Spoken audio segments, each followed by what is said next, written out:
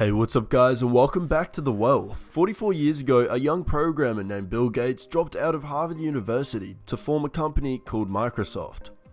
With his childhood friend, Paul Allen, along with producing some truly scary photos of malnourished, sleep-deprived geniuses in 70s garb, the company went on to ignite a personal computing craze and achieve overwhelming success with its technological innovations. Bill Gates, the founder of Microsoft and philanthropist extraordinaire, is one of the most fascinating and influential figures of the 90s and the 2000s tech world.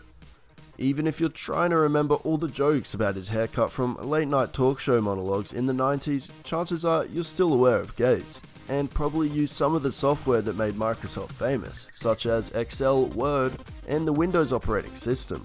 Gates may have become a household name from Microsoft and the personal computer revolution, but he is now equally known for Bill and Melinda Gates Foundation and his incredible philanthropy. But the problem with kids these days is that they think everything that Bill Gates has achieved was a piece of cake for him. They ignore the blood, the sweat, the dirt, the determination, and the hard work that went down for Bill Gates to become what he is today.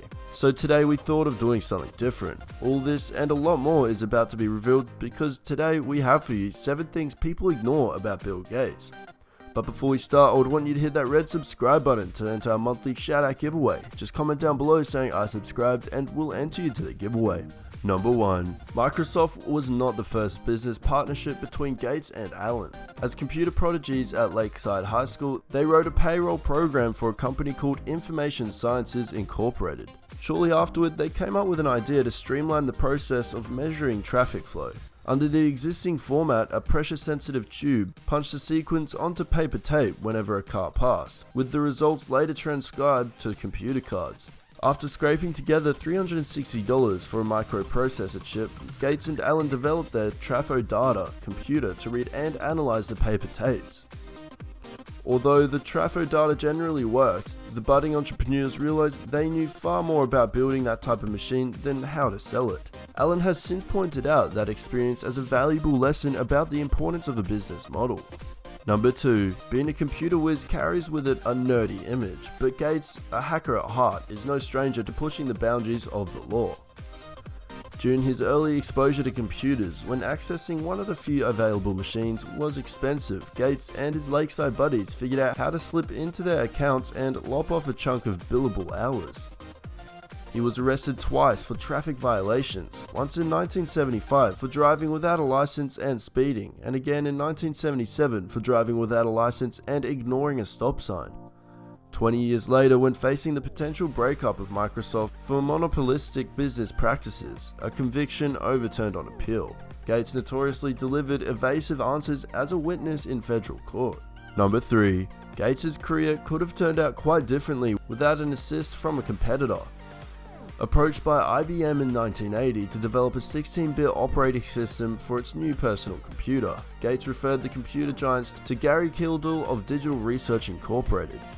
However, Kildall was out flying his plane when the IBM reps showed up, and his wife and business partner, Dorothy, balked at signing a non-disclosure agreement. Realizing that an opportunity was slipping away, Gates leased a similar operating system for another company and repackaged it as DOS for IBM.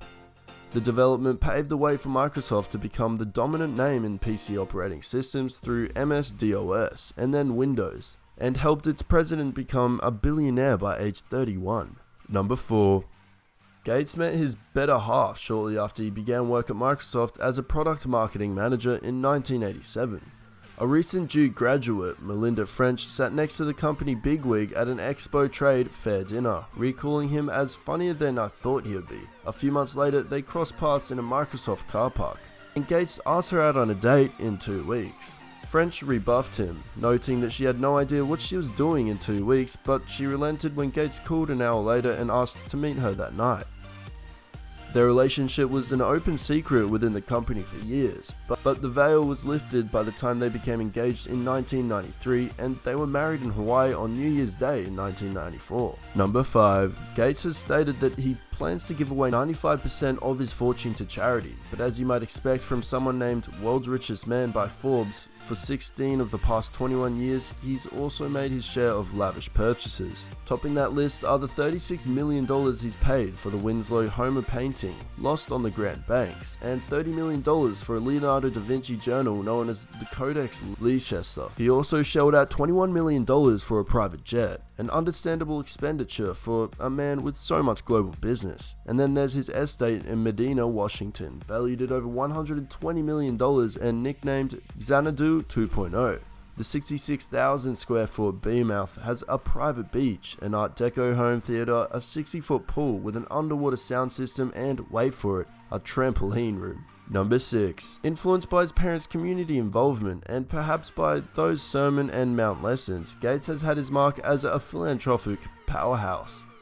He consolidated his various efforts under one umbrella in 1999, and the Bill and Melinda Gates Foundation has since become the world's largest private charitable enterprise. With its staggering $43 billion endowment and office across Africa, Asia, and Europe, the foundation has made major headway in tackling issues of poverty, literacy, and disease. Gates, meanwhile, has become quite the hands-on boss since leaving his full-time oversight of Microsoft in 2008.